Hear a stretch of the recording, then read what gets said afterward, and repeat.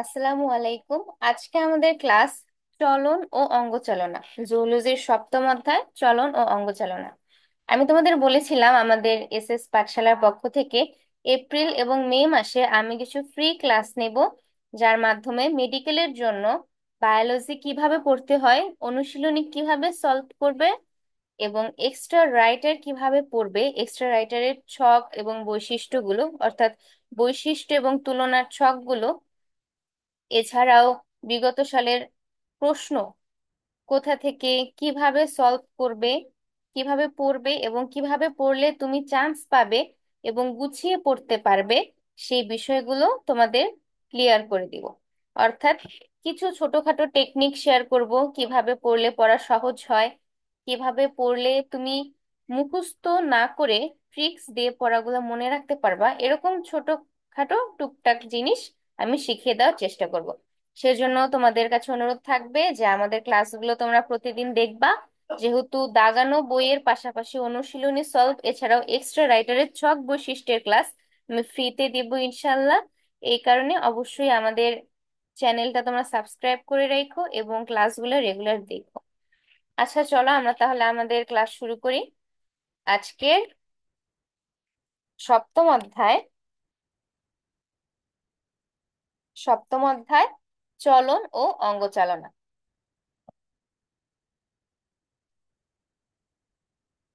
চলন ও অঙ্গচালনা প্রাণীদের উল্লেখযোগ্য বৈশিষ্ট্য। আমরা চলন এবং অঙ্গচালনা অর্থাৎ আমাদের চলাচলের সাথে এবং আমাদের অঙ্গের সাথে এই চ্যাপ্টারটা জড়িত। দুটি কাজ কি, চলন এবং অঙ্গচালনা, এই দুটি কাজ সম্পাদনে প্রধানত তিনটি অঙ্গতন্ত্র সক্রিয় থাকে। একটা হচ্ছে কঙ্কালতন্ত্র, পেশিতন্ত্র এবং স্নায়ুতন্ত্র। কঙ্কালতন্ত্র বলতে আমরা বুঝি আমাদের কঙ্কাল যেটা, আর পেশি বলতে বোঝাচ্ছে মাংস পেশি, এবং স্নায়ু তোমরা তো জানোই। স্নায়ু অর্থাৎ আমাদের মস্তিষ্ক এবং সুষুম্নাকাণ্ড, স্নায়ুতন্ত্রটা যে সম্পূর্ণটা। চলাফেরা, খাদ্য অন্বেষণ, আমি এখন রেড মার্ক দিয়ে যেগুলো দাগাবো সেটা হচ্ছে তোমাদের বোঝানোর জন্য, আর যে লাইনগুলো মেডিকেলের জন্য প্রয়োজন অর্থাৎ দাগানো লাইন যেটাকে বলা হয়, দাগানো বইয়ের লাইন, সেই লাইনগুলো আমি হাইলাইটার দিয়ে দাগিয়ে দিব। আর যেগুলো আমি রেড মার্ক দিয়ে দাগাচ্ছি সেগুলো জাস্ট তোমাদেরকে বোঝানোর জন্য যে আমি কোন অংশটা পড়াচ্ছি। চলাফেরা, খাদ্য অন্বেষণ, আত্মরক্ষা, প্রজনন প্রভৃতি যাবতীয় কাজকর্মের সবই কঙ্কাল পেশী ক্রিয়ার সাথে জড়িত। কঙ্কাল পেশীর সংকোচন এবং প্রসারণের ফলে অঙ্গের বা দেহাংশের চলন ঘটে। মানবদেহের ভার বহনকারী শক্ত কাঠামোটি হচ্ছে কঙ্কালতন্ত্র, অর্থাৎ মানবদেহের ভার বহনকারী শক্ত কাঠামো হচ্ছে কঙ্কালতন্ত্র। তাহলে কঙ্কালতন্ত্র মানবদেহের ভার বহন করে। আর এই কঙ্কালতন্ত্রের উপর আচ্ছাদন থাকে পেশিতন্ত্রের, অর্থাৎ আমাদের কঙ্কালতন্ত্র এবং সেই কঙ্কালের উপরে যেটার আচ্ছাদন থাকে সেইটাই হচ্ছে পেশিতন্ত্র। এই অধ্যায়ে আমরা কঙ্কালতন্ত্র গঠনকারী অস্থি, তরুণাস্থি এবং পেশির সমন্বিত ক্রিয়া, অস্থিভঙ্গ এবং সন্ধির আঘাত সম্পর্কে আলোচনা করব। তাহলে দেখো আমরা মেন পড়ায় আসি।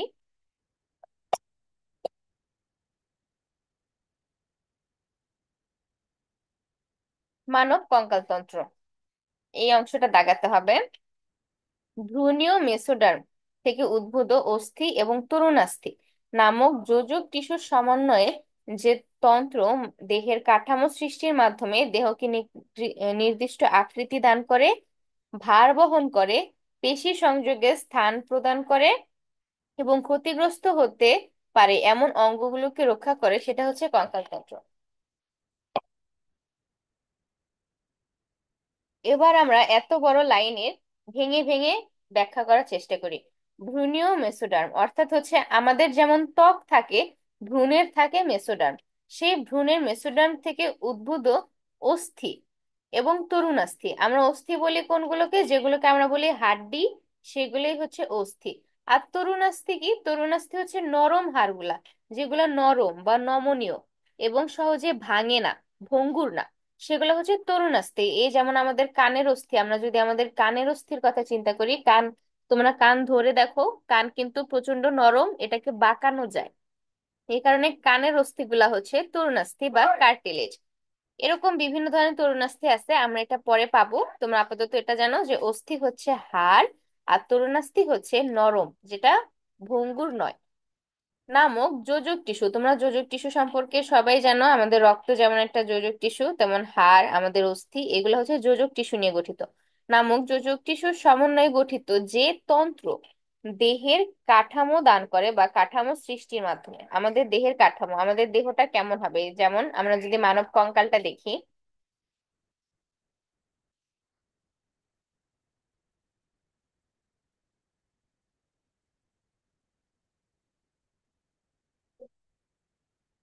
এই যে আমাদের মানব কঙ্কাল, এই সম্পূর্ণ মানব কঙ্কালটা আমাদের দেহের কাঠামো গঠন করে, আমাদের দেহের কাঠামো গঠন করে, যা আমাদের দেহটা কিরকম হবে, মানুষের মতো হবে নাকি গরুর মতো হবে নাকি বাঘের মতো হবে নাকি পাখির মতো হবে, এই কাঠামোটা গঠন করে বা সৃষ্টি করে কে?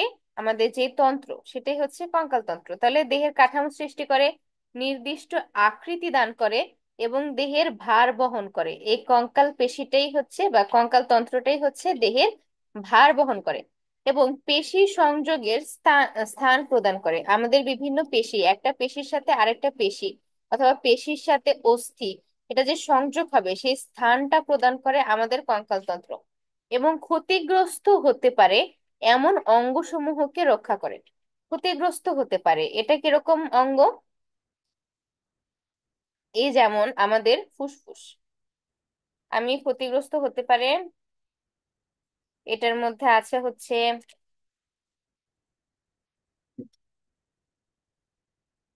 ফুসফুস, ফুসফুস অথবা হৃৎপিণ্ড। আমরা যদি খেয়াল করি যে আমাদের বক্ষপিঞ্জর, আমাদের বক্ষপিঞ্জর আমাদের বক্ষপিঞ্জর দিয়ে আমাদের ফুসফুস এবং হৃৎপিণ্ড, এই দুইটা অঙ্গ সুরক্ষা পায়। কি পায়? সুরক্ষা বা রক্ষা পায়। অথবা আমরা যদি চিন্তা করি মস্তিষ্ক, আমরা যদি চিন্তা করি মস্তিষ্কের কথা, যদি মস্তিষ্ক চিন্তা করি, আমাদের মাথার উপরে হাত দিলে আমরা পাই করটিকা। আমাদের মাথার উপরে আমরা করটিকা পাই। যদি করটিকা না থাকতো, করটিকা হাড়টা না থাকতো, তাহলে আমরা মাথায় হাত দিলে আমরা মস্তকটা ধরতে পারতাম, অথবা বুকে হাত দিলে হৃৎপিণ্ড ধরতে পারতাম। তখন বুকে হাত দিয়ে আমরা হৃৎপিণ্ডটা ধরে দেখতে পারতাম যে আমাদের হার্টবিট কত। এটা কিন্তু কখনোই সম্ভব হয় না। কেন সম্ভব হয় না? কারণ হাড় বা অস্থি দ্বারা এই নমনীয় অঙ্গগুলো সুরক্ষা পায়। অর্থাৎ যে তন্ত্রের মাধ্যমে দেহের কাঠামো গঠিত হয়, দেহের আকৃতি দান করে, দেহের ভার বহন করে এবং ক্ষতিগ্রস্ত অঙ্গগুলোকে সুরক্ষা দেয়, সেটা কি আমরা বলতেছি কঙ্কাল তন্ত্র। এতটুকু ক্লিয়ার কিনা? এরপরে আমরা যাই, দেখো কঙ্কাল তন্ত্রের শ্রেণীবিন্যাস। কঙ্কাল তন্ত্রকে তিন ভাগে ভাগ করা হয়, একটা হচ্ছে বহিঃকঙ্কাল, আর একটা অন্তঃকঙ্কাল, আর একটা হচ্ছে স্প্লাঙ্কনিক কঙ্কাল তন্ত্র। এখন বহিঃকঙ্কাল কোনটা? দেহের বাইরে এদের দেখা যায়, অর্থাৎ দেহের বাইরে আমরা যে কঙ্কালগুলো দেখি সেটাকে বলা হবে বহিঃকঙ্কাল। এরা ত্বকের এপিডার্মিস থেকে উদ্ভূত, অর্থাৎ ত্বকের বাহিরের যে স্তরটা, ত্বকের বাহিরের স্তর, ত্বকের বাহিরের স্তরকে বলা হয় এপিডার্মিস। বাহিরের স্তরকে বলা হয় এপিডার্মিস, আর ভেতরের স্তরকে বলা হয় এন্ডোডার্মিস। আমরা যদি ভেতরেরটা চিন্তা করি, ভেতরের স্তর, ভেতরের স্তর হবে এন্ডোডার্মিস, এন্ডোডার্মিস। আর যদি মাঝেরটা হয় তাহলে হবে ভেতরেরটা এন্ডো, বাহিরেরটা এপি, আর মাঝেরটা হচ্ছে, মাঝেরটা দরকার নেই। আচ্ছা, তাহলে আমাদের ত্বকের আহ, বাহিরে যে স্তরটা থাকে ওটা হচ্ছে এপিডার্মিস, আর ভেতরেরটা হচ্ছে এন্ডোডার্মিস। ঠিক আছে?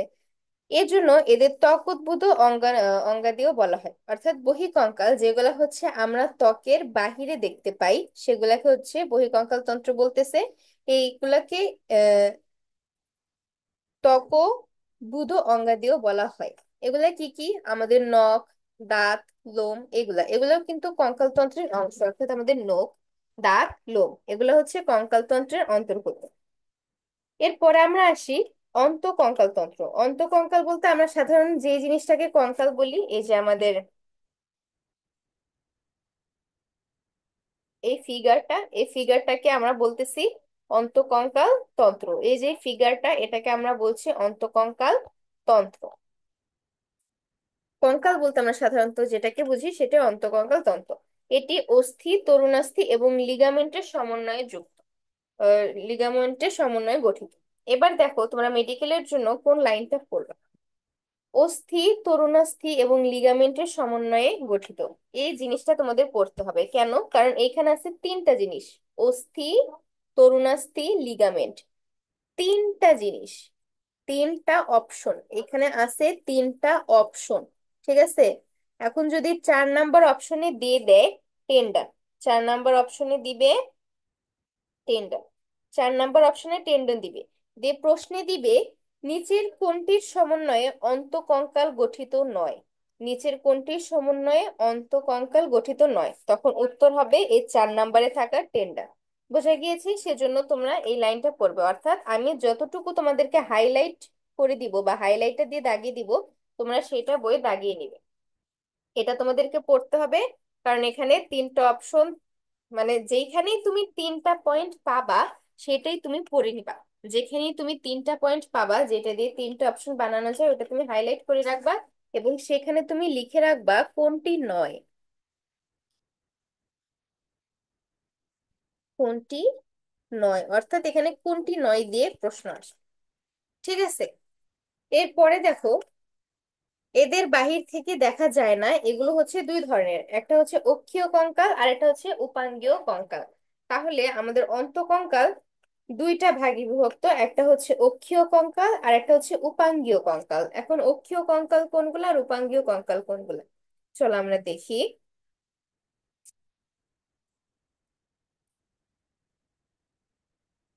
একটা মানুষের অক্ষ বরাবর যেগুলো থাকে সেটা হচ্ছে অক্ষীয় কঙ্কাল, অর্থাৎ তার করটিকা বা করটি, বক্ষপিঞ্জর, এগুলো হচ্ছে অক্ষীয় কঙ্কাল। অর্থাৎ অক্ষ বরাবর যে কঙ্কালগুলো আছে বা যে অস্থিগুলো আছে সেগুলোকে বলা হচ্ছে অক্ষীয় কঙ্কাল। আর উপাঙ্গীয় কঙ্কাল হচ্ছে যেগুলা দুই পাশে বিভক্ত, অর্থাৎ যেগুলো, আচ্ছা আমি এটা অন্য কালি দিয়ে দেখাই, যেগুলো দুই পাশে বিভক্ত, যেগুলো দুই পাশে বিভক্ত, আমরা যে জিনিসগুলোকে দুই ভাগে ভাগ করতে পারি সেগুলাকে বলা হয় অক্ষীয় কঙ্কাল, সেগুলাকে বলা হয় সরি, সেগুলাকে বলা হয় উপাঙ্গীয় কঙ্কাল। অর্থাৎ যেগুলোকে আমরা দুই ভাগে ভাগ করতে পারলাম, যেটা আমি নীল কালি দিয়ে দাগিয়েছি, সেটা হচ্ছে উপাঙ্গীয় কঙ্কাল, আর মাঝের গুলা হচ্ছে অক্ষীয় কঙ্কাল।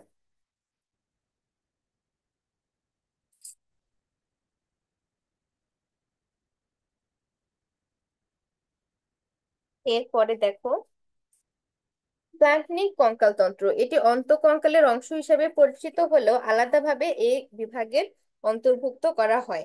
ল্যারিংস এর তরুণাস্থি, ট্রাকিয়া, ব্রঙ্কাই এই বিভাগের অন্তর্গত। তাহলে দেখো, এখানেও কিন্তু আমি তিনটা পয়েন্ট পাচ্ছি: ল্যারিংস এর তরুণাস্থি, ট্রাকিয়া, ব্রঙ্কাই। এই যে স্প্ল্যাঙ্কনিক কঙ্কালতন্ত্র, এটার অন্তর্গত কোনগুলা?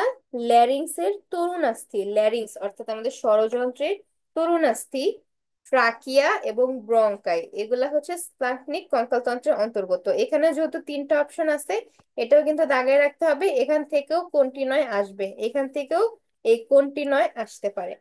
ঠিক আছে? এরপরে আমরা দেখি কঙ্কালতন্ত্রের কাজ। কঙ্কালতন্ত্রের কাজের মধ্যে আছে যান্ত্রিক কাজ এবং যান্ত্রিক কাজ, আর একটা হচ্ছে শারীরবৃত্তীয় কাজ। একটা হচ্ছে শারীরবৃত্তীয় কাজ, শারীরবৃত্তীয় কাজ, আর একটা হচ্ছে যান্ত্রিক কাজ। এটা হাইলাইটার দিয়ে না থাকে, মার্ক করা থাকুক শুধু। আচ্ছা, এরপরে দেখো যান্ত্রিক কাজের মধ্যে কি কি আছে: দৈহিক কাঠামো গঠন, সুরক্ষা, সংযুক্ত সৃষ্টি, চলন, ভার বহন। তুমি জাস্ট এই পয়েন্ট গুলার নাম একটু পড়ে নিবা, 5টা পয়েন্ট, কারণ আসতে পারে যে নিচের কোনটি যান্ত্রিক কাজ, তখন এই শারীরবৃত্তীয় কাজ থেকে এই তিনটা পয়েন্ট দিয়ে দিবে এবং এই যান্ত্রিক কাজ থেকে একটা পয়েন্ট দিয়ে দিবে। তখন তোমার এই যান্ত্রিক পয়েন্ট কাজ থেকে যে সুরক্ষার পয়েন্টটা দিল সেটা তোমার দাগাতে হবে। অর্থাৎ তুমি যদি এই সম্পূর্ণ জিনিস নাও পড়ো, তোমাকে এইখান থেকে এই নামগুলা একটু দেখে রাখতে হবে। আমি মুখস্থ করতে বলছি না, জাস্ট একটু দেখে রাখবা। আচ্ছা চলো এখন আমি পড়াই দিই।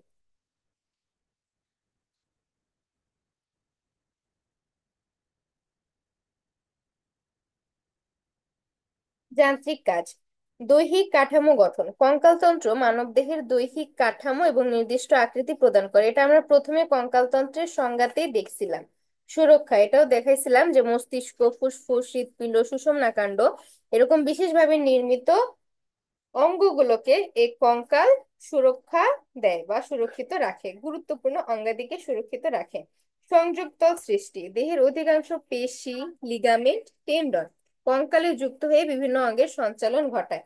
এই পেশি, লিগামেন্ট, টেন্ডন এগুলো কিন্তু অস্থির সাথে যুক্ত হয় বা কঙ্কাল তন্ত্রের সাথে থাকে। হ্যাঁ, কঙ্কাল তন্ত্রের সাথে এদের সংযুক্তির কারণে আমাদের দেহের অঙ্গ সঞ্চালন ঘটে, না হলে কিন্তু আমরা অঙ্গ চালাতে পারতাম না।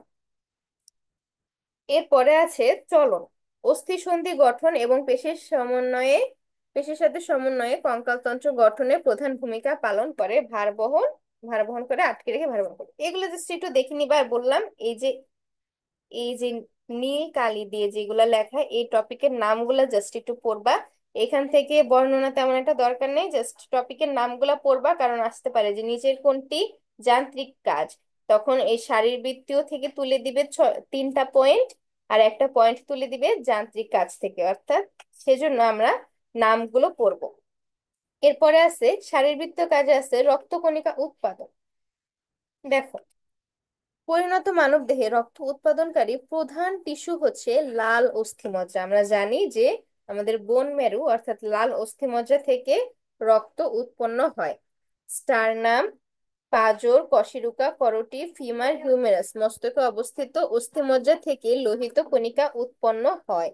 তাহলে লোহিত কণিকা কোথা থেকে উৎপন্ন হচ্ছে? স্টারনাম, পাজর, কশেরুকা, করোটি, ফিমার এবং হিউমেরাসের মস্তকে অবস্থিত লাল অস্থিমজ্জা থেকে লোহিত রক্তকণিকা উৎপন্ন হয়। অস্থিমজ্জা থেকে প্রতি সেকেন্ডে প্রায় 26 লক্ষ লোহিত কণিকা সৃষ্টি হয়। অবিরাম ভাবে লোহিত রক্তকণিকা উৎপাদন ছাড়াও লাল অস্থিমজ্জা অনুচক্রিকা উৎপন্ন এবং ম্যাক্রোফেজ ধারণ করে। তাহলে এই লাল অস্থিমজ্জা থেকে লোহিত রক্তকণিকা ছাড়াও অনুচক্রিকা উৎপন্ন করে এবং ম্যাক্রোফেজ ধারণ করে। এরপরে আমরা দেখি নিঃশ্বাস প্রশ্বাস ও শ্রবণ। বক্ষপিঞ্জর নিঃশ্বাস প্রশ্বাসে এবং মধ্যকর্ণের কর্ণাস্থি শ্রবণে সহায়তা করে।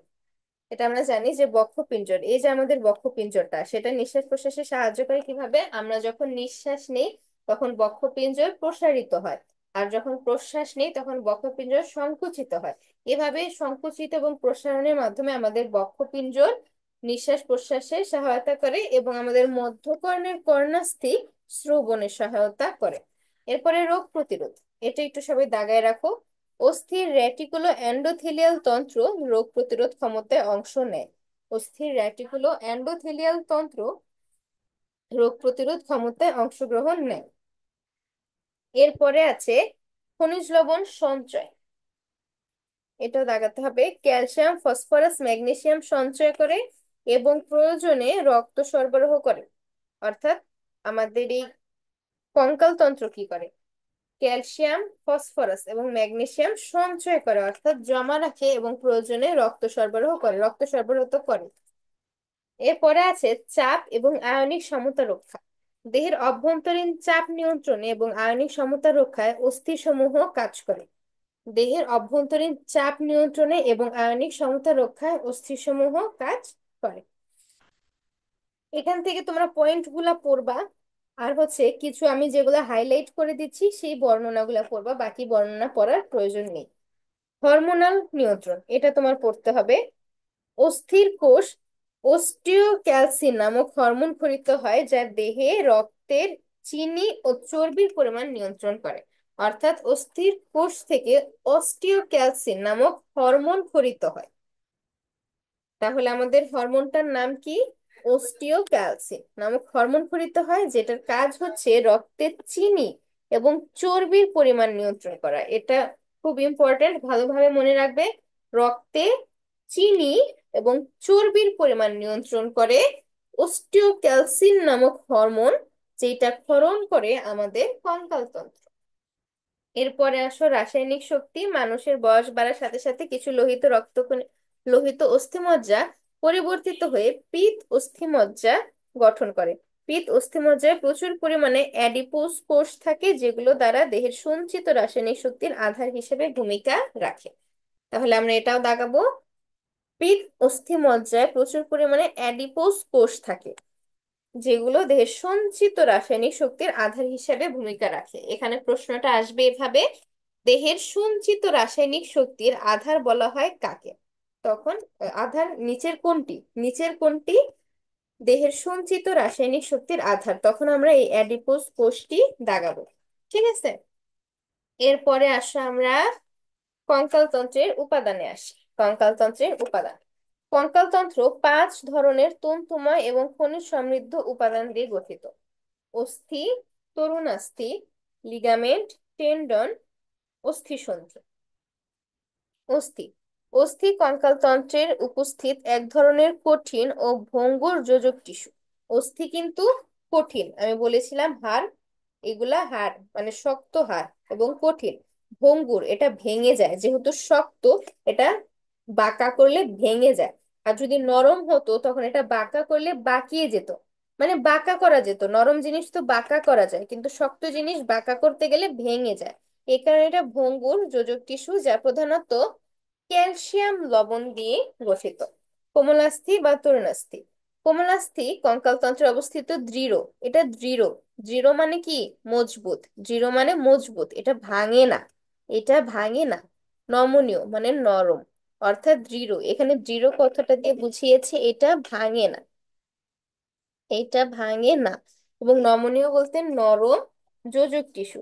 এই টিস্যুতে কন্ড্রিন নামক ঈষদস্ত স্থিতিস্থাপক ম্যাট্রিক্সে তরুণাস্থি কোষগুলো ইতস্ততভাবে ছড়িয়ে থাকে। অর্থাৎ এইখানে কন্ড্রিন নামক ঈষদস্ত স্থিতিস্থাপক ম্যাট্রিক্সে তরুণাস্থি কোষগুলো ইতস্ততভাবে ছড়িয়ে থাকে। এরপরে আসো লিগামেন্ট। এই লিগামেন্ট এবং টেন্ডন এই দুইটা মোস্ট ইম্পর্টেন্ট দুইটা টপিক। এমন কোনো ভর্তি পরীক্ষার প্রশ্ন মনে হয় বর্তমানে হয় না যেখানে লিগামেন্ট আর টেন্ডন থেকে প্রশ্ন আসে না। হ্যাঁ, মেডিকেলে যদি নাও পাও তুমি, কারণ মেডিকেলে গতবারে আসছে, এই যে ম্যাটে আসছে একবার, পেশি এবং অস্থির মধ্যে সংযোগ স্থাপন করে কোনটি, টেন্ডন। এই কারণে মেডিকেলে যদি নাও আসে, কোনো না কোনো ভার্সিটির এক্সামে তুমি এই দুইটা থেকে প্রশ্ন পাবাই। এটা একদম 100% গ্যারান্টি, 100% গ্যারান্টি যে তুমি প্রশ্ন পাবাই। হুম, এখন দেখো লিগামেন্ট। লিগামেন্ট হচ্ছে অস্থি বন্ধনী, অর্থাৎ অস্থির সাথে অস্থি যুক্ত হয়, একটি অস্থির সাথে অপর একটি অস্থি যুক্ত হয়, এটাকে বলা হয় লিগামেন্ট। তুমি এটা মনে রাখবা কিভাবে, পরীক্ষা অনেক সময় প্যাচ লাগে যে অস্থির সাথে অস্থি যুক্ত হলে সেটাকে বলা হয় লিগামেন্ট, অস্থির সাথে অস্থি যুক্ত হলে সেটাকে বলা হয় লিগামেন্ট, আর পেশির সাথে অস্থি যুক্ত হলে সেটাকে বলা হয় টেন্ডন। এটা কি হয় মনে রাখবা, দেখো লিগামেন্টকে আমি বলি ওলি, লিগামেন্টকে আমি বলি ওলি এইখানে, আর টেন্ডনকে আমি বলি ও টি পি, টেন্ডনকে বলি ওটিপি, আর লিগামেন্টকে বলি ওলি, লিগামেন্টকে বলি ওলি, লিগামেন্টকে বলি ওলি। তাহলে দেখো এখানে অতে হচ্ছে অস্থি, অতে হচ্ছে অস্থি, অতে আমরা দিব অস্থি। তাহলে অস্থির সাথে অস্থির যে আহ, যুক্তি বা সংযুক্তি সেটাকে বলা হচ্ছে লিগামেন্ট, সেটাকে বলা হচ্ছে লিগামেন্ট, সেটাকে আমরা বলবো লিগামেন্ট, অর্থাৎ ওলি। আমরা মনে রাখবো ওলি দিয়ে, ওলি দিয়ে অস্থি, লিগামেন্ট। আর টেন্ডন আমরা মনে রাখবো ওটিপি দিয়ে। ওটিপি কিভাবে, এখানে ওতে হচ্ছে অস্থি, ওতে হচ্ছে অস্থি, পিতে হচ্ছে পেশি, পিতে পেশি, আর টিতে হচ্ছে টেন্ডন। এই যে টিতে হচ্ছে আমাদের টেন্ডন, টিতে হচ্ছে আমাদের টেন্ডন। তাহলে অস্থি এবং পেশির যে সংযুক্তি সেটাকে আমরা বলতেছি টেন্ডন, সেটাকে আমরা বলতেছি টেন্ডন। অস্থি এবং পেশি সংযুক্তি সেটাকে বলতেছি ওটিপি, টেন্ডন। ওতে অস্থি, টিতে টেন্ডন, পিতে পেশি। তাহলে মনে থাকবে ওলি, এটার ওলিতে হচ্ছে অস্থি অস্থি যুক্ত হলে লিগামেন্ট, আর ওটিপিতে হচ্ছে অস্থি পেশি সংযুক্তি ঘটলে সেটাকে বলবো আমরা টেন্ডন। তাহলে আশা করি এটা ক্লিয়ার। অস্থিবন্ধনী হচ্ছে ঘন শ্বেত বর্ণের, এটা ঘন শ্বেত বর্ণের তন্তুময় এবং স্থিতিস্থাপক বন্ধনী, যা একটি অস্থি অন্য অস্থির সাথে যুক্ত থাকে। এগুলো অঙ্গকে সঠিক স্থানে ধরে রাখতে সহায়তা করে। আর টেন্ডন হচ্ছে মজবুত ঘন শ্বেত বর্ণের নমনীয় অস্থিতিস্থাপক। এখানে দুইটা অপশন তোমরা দাগিয়ে রাখো, দুইটা পার্থক্য সূচক জিনিস। লিগামেন্ট হচ্ছে স্থিতিস্থাপক আর টেন্ডন হচ্ছে অস্থিতিস্থাপক তন্তুময় যোজক টিস্যু, যেগুলো মাংসপেশির প্রান্তে অবস্থান করে পেশি এবং অস্থির মধ্যে সংযোগ স্থাপন করে। আশা করি ক্লিয়ার। আমি একটু মুছে দিচ্ছি, হিবিজিবি হয়ে গেছে।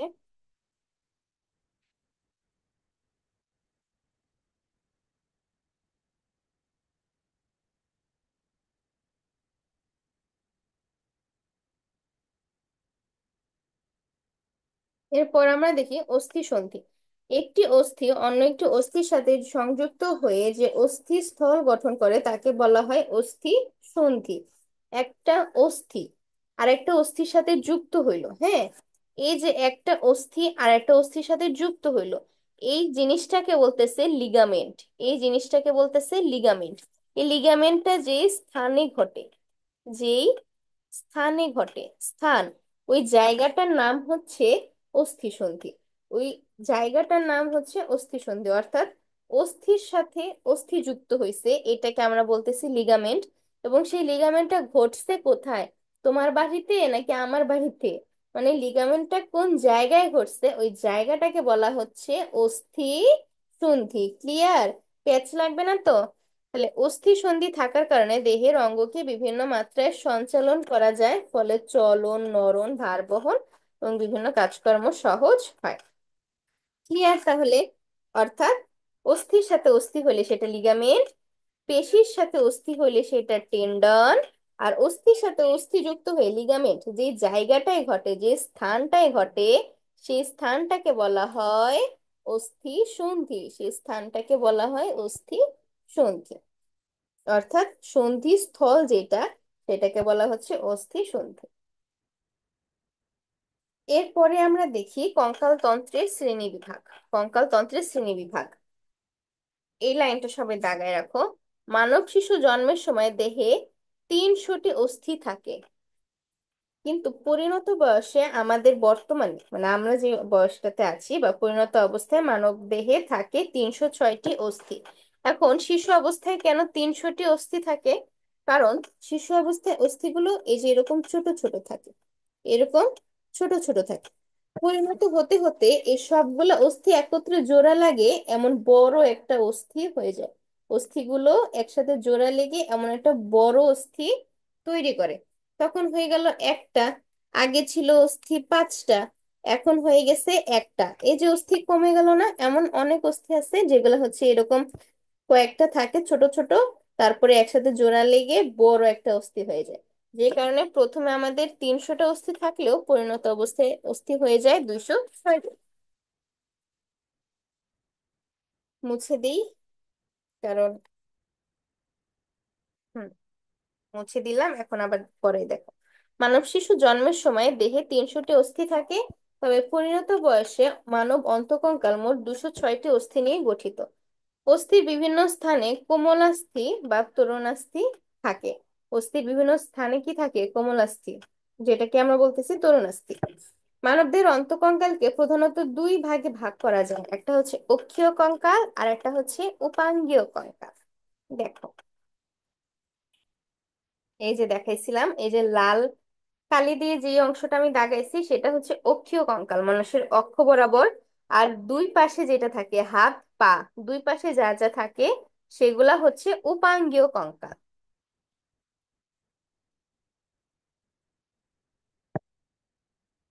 অক্ষীয় কঙ্কাল, কঙ্কালতন্ত্রের যে অংশ দেহের লম্ব অক্ষ বরাবর থাকে তাদেরকে বলা হয় অক্ষীয় কঙ্কাল। মানব দেহের মোট 80টি অস্থির সমন্বয়ে অক্ষীয় কঙ্কাল গঠিত। 80টি অস্থির সমন্বয়ে অক্ষীয় কঙ্কাল গঠিত। করোটি, মেরুদণ্ড ও বক্ষপিঞ্জর এই তিনটা জিনিসের সমন্বয়ে অক্ষীয় কঙ্কাল গঠিত। তাহলে এখানে আমাদের তিনটা জিনিস আমরা আবার পেয়েছি, আবার দাগাবো। করোটি, মেরুদণ্ড, বক্ষপিঞ্জর। এখানে তোমাকে 4 নাম্বারে দিতে পারতো শ্রোণী অস্থি চক্র। 4 নাম্বারে দিতে পারতো শ্রোণী অস্থি চক্র। 4 নাম্বারে শ্রোণী অস্থি চক্র দিতে পারতো। শ্রোণী অস্থি চক্র এই যে এটা, এই যে এই অংশটা, মানুষের এই অংশটাকে বলা হয় শ্রোণী অস্থি চক্র। আমাদের শ্রোণী অস্থি চক্র দিতে পারতো, কিন্তু শ্রোণী অস্থি চক্র হচ্ছে উপাঙ্গীয় কঙ্কাল। এই যে যেমন আমরা এখানেই তো আছে, নিচেই আছে, এই যে মানুষের 226টি অস্থির সমন্বয়ে উপাঙ্গীয় কঙ্কাল গঠিত। বক্ষ অস্থি চক্র, ঊর্ধ্ব বাহুর অস্থি এবং শ্রোণী চক্র এবং নিম্ন বাহুর অস্থি, এগুলো সমন্বয় হচ্ছে উপাঙ্গীয় কঙ্কাল গঠিত। এখন দেখো এই যে এখানে 3টা অপশন আমরা পাইছি, করোটি, মেরুদণ্ড, বক্ষপিঞ্জর, আর এখান থেকে একটা নিয়ে নিবে শ্রোণী চক্র। এটা দিয়ে 4 নম্বর অপশন বানিয়ে তোমাকে দিতেই পারে যে নিচের কোনটি উপাঙ্গীয় কঙ্কাল, অথবা দিতে পারে নিচের কোনটি অক্ষীয় কঙ্কালের অংশ নয়। তখন কিন্তু তোমাকে ঠিকভাবে দাগাতে হবে। এই কারণে যেখানেই তুমি 3টা জিনিস পাবা, সেখানে তুমি হাইলাইট করে রাখবা একেবারে ভালোভাবে, এবং সেটা ভালোভাবে পড়ার চেষ্টা করবা। এটা হচ্ছে আমার গাইডলাইন, ঠিক আছে? আমি যে গাইডলাইন গুলো দিব, দেখা যাবে যে প্রত্যেকটা ভিডিওতে এক একটা নতুন নতুন আলাদা আলাদা গাইডলাইন পাবা। এই গাইডলাইন গুলো নোট ডাউন করে রাখবা অথবা মনে রাখবা।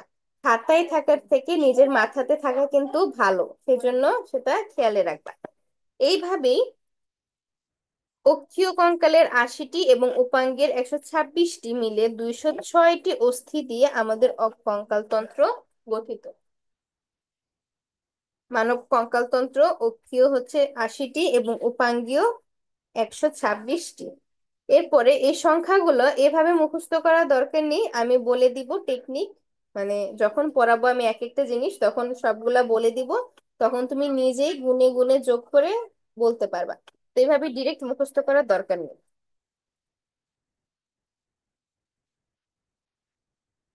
এরপরে আমাদের আসতেছে অক্ষীয় কঙ্কাল অর্থাৎ করোটি।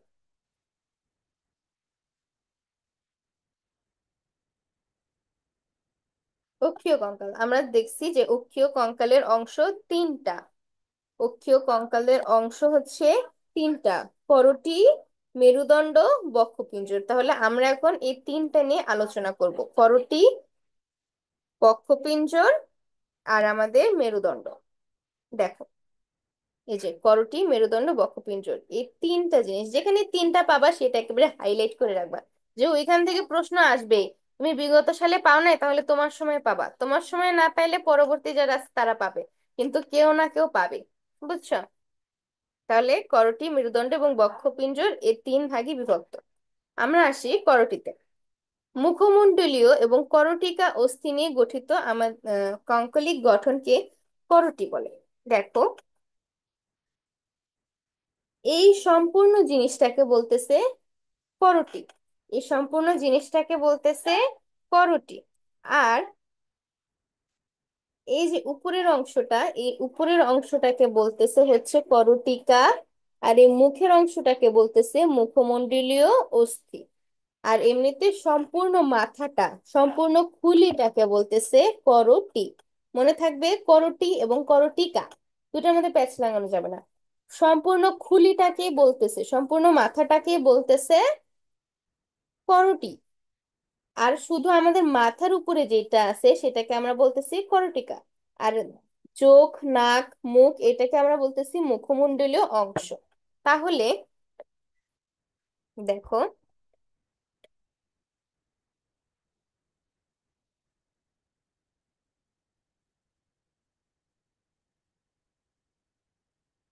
19টি অস্থি নিয়ে করোটি গঠিত।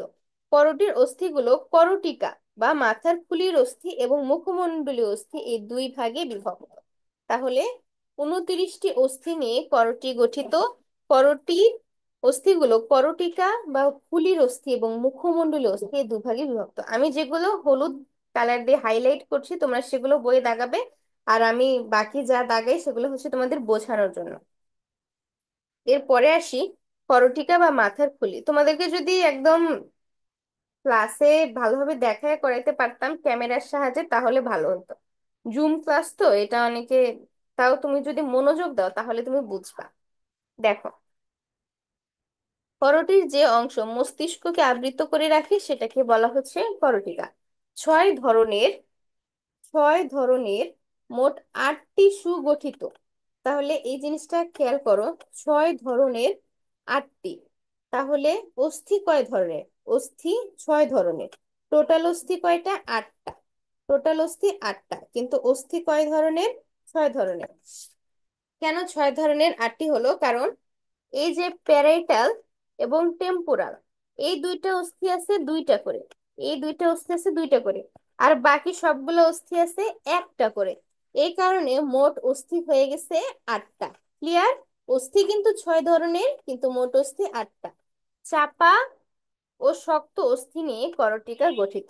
অস্থিগুলো খাঁজ কাটা কিনারাযুক্ত হওয়ায় একত্রে ঘন সন্নিবেশিত এবং একে অন্যের সাথে সূচার সন্ধি মাধ্যমে সংলগ্ন। সূচার সন্ধিটা কি? দেখো, কোথায় দেখাই। অস্থির, মনে করো এই একটা অস্থি, অস্থিটা এরকম,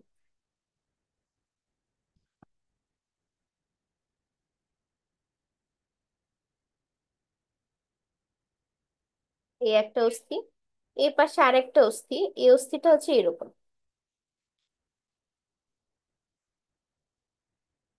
এখন এটা কি হবে? আমি যদি দুইটাকে জোড়া লাগে, দুইটাকে যদি একসাথে জোড়া লাগে, তাহলে দুইটা একসাথে জোড়া লেগে যাবে না? একটা আরেকটার মধ্যে ঢুকে যাবে। আমরা মাথায় যে কাটা বেল্ট ইউজ করি, মেয়েরা কাটা বেল্ট ইউজ করি, সেটা কি? এরকম একটার ফাঁকের মধ্যে আরেকটার দাঁত থাকে, একটার ফাঁকের মধ্যে আরেকটার দাঁত থাকে, তারপর দুইটাকে যদি আমি একসাথে জোড়া লাগাই, তাহলে কিন্তু এই দুইটা একেবারে জোড়া লেগে যাবে। হ্যাঁ, এটাকে বলা হচ্ছে সূচার অস্থিসন্ধি। তুমি খেয়াল করো, এই জায়গাটা খেয়াল করো, এখানে একটু বাঁকা বাঁকা, আর এর পরেরটা একটু বাঁকা বাঁকা। এই বাঁকা বাঁকা থাকার কারণে এটা কাটা ব্যান্ডের মতো, দুইটা হচ্ছে একটা আরেকটার মধ্যে ঢুকে যায়, ঢুকে ঢুকে জয়েন্ট হচ্ছে। হ্যাঁ, এই কারণে এটাকে বলা হয় সূচার অস্থিসন্ধি। হুম। আমরা যদি আমাদের দুইটা হাত প্রসারিত করি, অর্থাৎ, আচ্ছা দাঁড়াও, দেখো ক্যামেরাতে এই যে দুইটা হাত, আমরা যদি এই দুইটা হাতকে এভাবে করে প্রসারিত করে যদি একটা আরেকটার মধ্যে এভাবে ঢুকিয়ে দিই, এই যে এরকম, আমাদের এই একটা করটিকার অস্থি, এই আরেকটা করটিকার অস্থি, আমরা যদি দুইটা এভাবে করে লেগে দিই বা একসাথে করে দিই, এটাকে বলা হচ্ছে সূচার অস্থিসন্ধি। এটাকে বলে সূচার অস্থিসন্ধি। আশা করি ক্লিয়ার।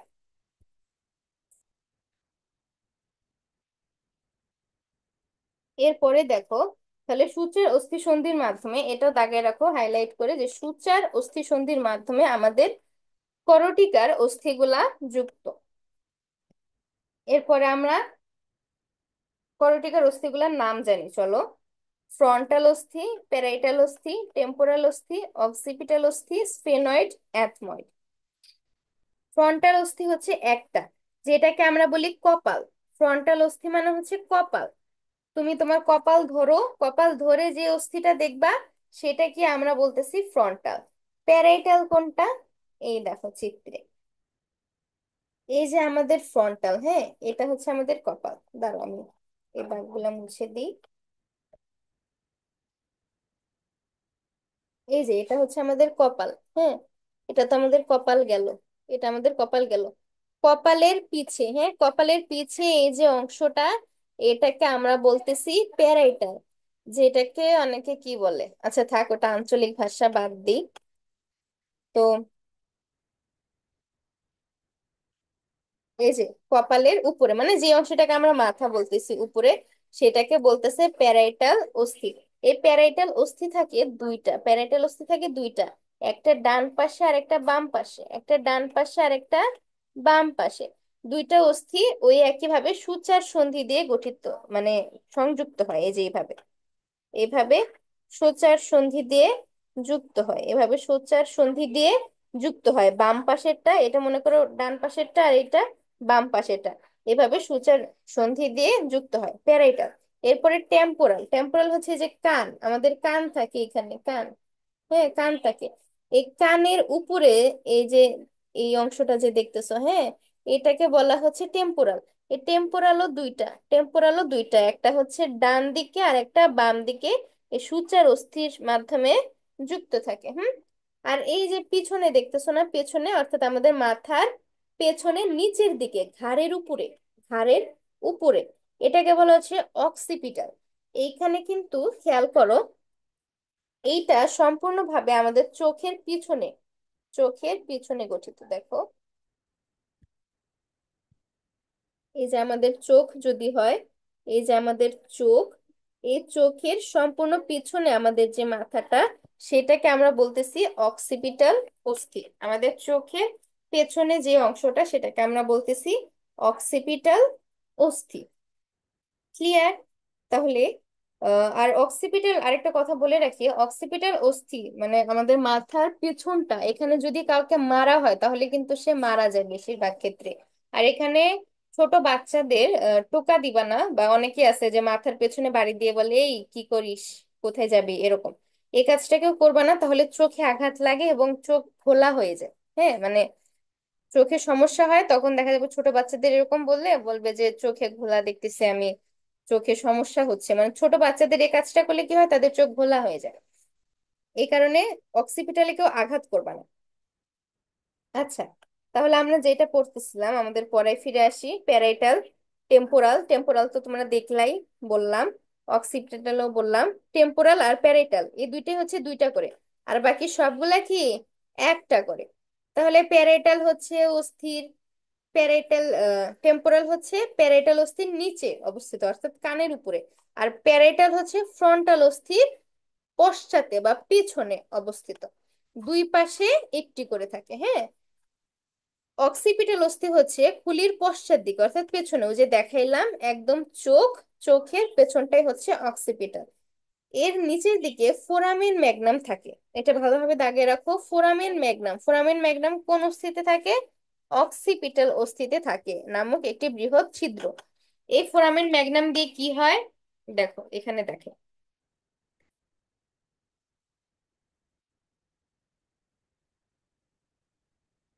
এই যে আমাদের মেরুদণ্ড, হ্যাঁ পিছনে আছে, পিছনে আমাদের মেরুদণ্ড, এই যে আমাদের পেছনে এই যে মেরুদণ্ড, এই মেরুদণ্ডর পিছনে কিন্তু, হ্যাঁ সামনে স্টার নাম আবার দেখো না, পেছনে হচ্ছে মেরুদণ্ড।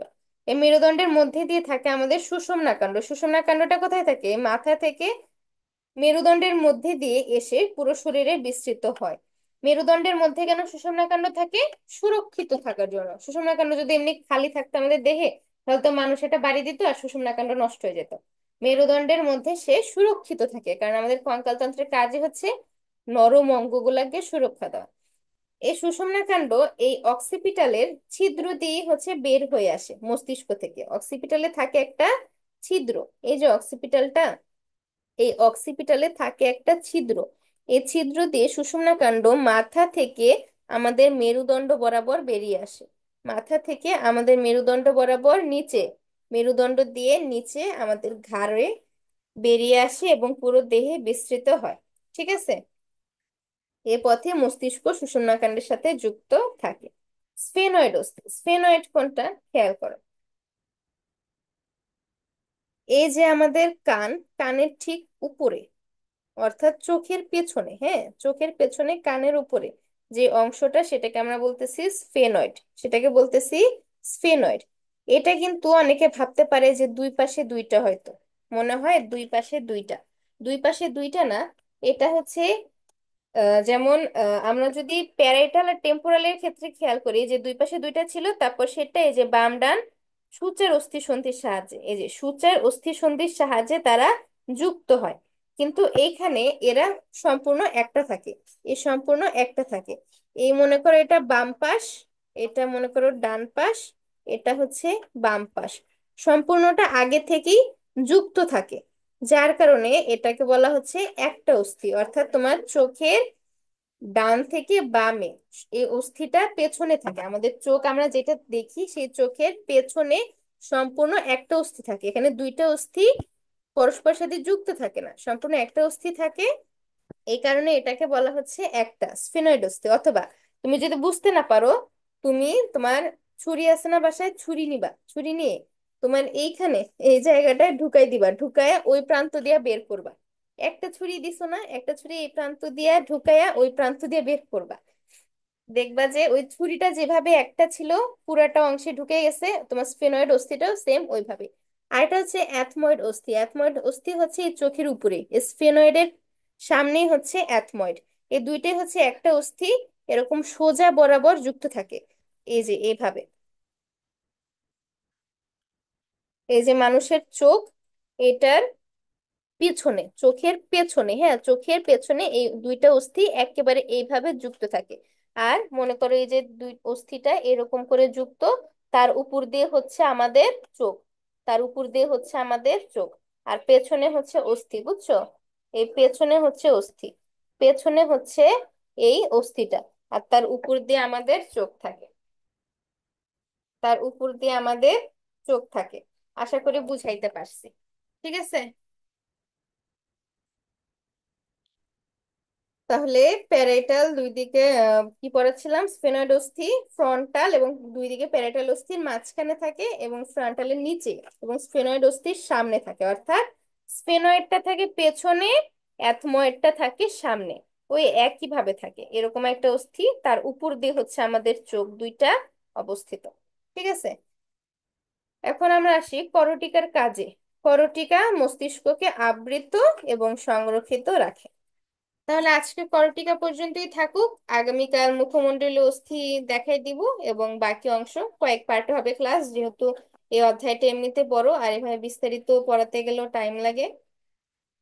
তো তোমরা এতটুকু পড়ে রাখো, আগামীকাল আমি চেষ্টা করব বাকি অংশ দেবার। আর যারা আমাদের পেইড কোর্সে এখনো ভর্তি হও নাই, তারা দেখো যে যদি আমার ক্লাস ভালো লাগে তাহলে ভর্তি হও, আর না হলে এমনিতে ভর্তি।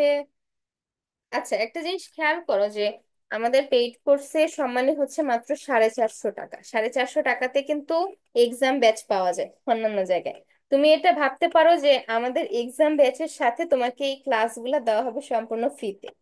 আজকে ক্লাসটা দেখো, তোমার যদি ভালো লাগে যে তুমি বাকি সবগুলো অধ্যায়ে, অর্থাৎ পুরা বইয়ের উপর তুমি আমাদের মেডিকেল ফুল কোর্সে ক্লাস করতে চাও, তাহলে ভর্তি হয়ে যাও। 450 টাকায় কিন্তু সেকেন্ড টাইমারদের এক্সাম ব্যাচ, ঠিক আছে?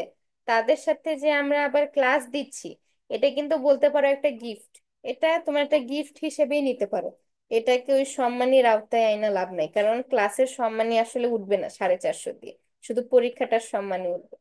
তো এক্সাম গুলা দিবা, আমাদের শুধু চেষ্টা যে অনেকে এক্সাম ব্যাচ করলে হচ্ছে এক্সাম দেয় না, ভর্তি হয়, ভর্তি হয়ে পরীক্ষা দেওয়ার আর ইচ্ছা থাকে না, পড়ে না, তখন সেকেন্ড টাইমের ফ্লোটাই হারায় ফেলে। যারা সেকেন্ড টাইম শুধু এক্সাম ব্যাচে ভর্তি হয়, ওদের এক সময় পরীক্ষা দিতে দিতে বোরিং লাগে। এমনিতেই চারপাশের বাজে কথা, তার উপর পরীক্ষা দিতে দিতে বোরিং লাগে। এছাড়াও মানে নিজের উপর হতাশ হয়ে যায়, তখন আর দেখা যায় পরীক্ষা দেয়ই না ঠিক মতো। এই কারণে আমরা ক্লাসের সিদ্ধান্তটা নিছি যে আমরা ক্লাস দিব, তোমাদের মোটিভেশন দিব, ইন্সপায়ার করব, গাইডলাইন দিব, যেন তোমরা ফ্লোটা ধরে রাখতে পারো, যেন ইন্সপায়ার হও, তোমাদের মধ্যে উদ্যম কাজ করে, উদ্দীপনা কাজ করে। মানে তোমাদের আমরা প্রভাবক হিসেবে কাজ করে, শুধু মানে ক্লাসটা হচ্ছে তোমাদের বিনোদনের জন্য, তোমরা একটু বিনোদন, এটা তোমরা ক্লাস করবা, একটু মনটাকে ফ্রেশ করবা। এরপরে হচ্ছে তোমরা পরীক্ষা দিবা, তখন দেখবা যে পরীক্ষা দিতে ইচ্ছা করবে। আর শুধু পরীক্ষা দিলে না, জিনিসটা বোরিং হয়ে যায়, বিশেষ করে সেকেন্ড টাইমারদের জন্য। কারণ তারা এক বছর মানে একবার পরীক্ষা দিয়েই আসছে, আবার পরীক্ষা দিবে, মানে এটা একটু বোরিং লাগে অনেকের কাছে। যাই হোক, সবাই ভালো থেকো। আর ক্লাসটা কেমন হয়েছে এটা কমেন্ট করে জানাইও। যদি আমি ভালো পাই তাহলে তো আমি নেক্সট ক্লাস দিব, আর না হলে মনে হয় আমি নেক্সট ক্লাস অবশ্যই দিব, তোমাদের ক্লাস নিব, সমস্যা নেই, তবু কমেন্ট করে জানালে এটা আমারও ভালো লাগা কাজ করে, আমারও তো ইন্সপাইরেশনের প্রয়োজন হয়, তাই না? আচ্ছা, আজকে ক্লাস এই পর্যন্ত। আসসালামু আলাইকুম। আর তোমরা হচ্ছে ওই যেগুলো আমি হাইলাইটার দিয়ে দাগাইছি শুধু সেগুলা দাগাও, বাকিগুলা দাগাবা না কিন্তু, ঠিক আছে? আচ্ছা, আসসালামু আলাইকুম, খোদা হাফিজ, সবাই ভালো থেকো।